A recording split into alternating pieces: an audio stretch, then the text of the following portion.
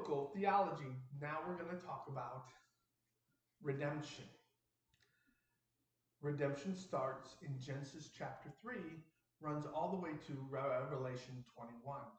I talked about in the fall that the Old Testament, that the fall is on the forefront, and then in the New Testament, the fall is on the background. Well, it is now, in the Old Testament, it's reversed. In the Old Testament, redemption is on the background, and in the New Testament, it's on the forefront. Now, what happens here? And the redemption has to do with the promise, the promise that God is going to save his people.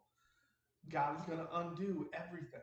God is going to take care of all the wrongs. He starts in Genesis chapter 3, verses 15 and 16, that through the seed of the woman, he's going to crush the serpent's head, and that serpent is Satan. Then we see it again in Genesis chapter 12, also known as the Abrahamic covenant, that Christ is going to come from the line of Abraham.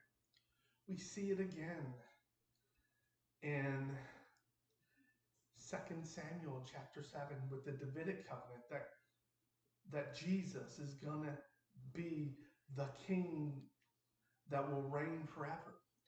We see it again in Daniel chapter 7 about the end of days.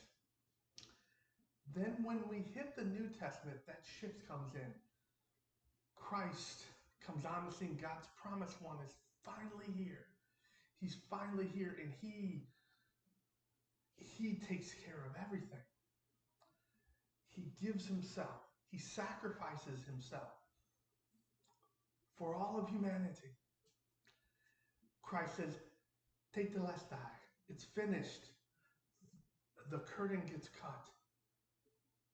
Now the progression is seeing that developed out until finally,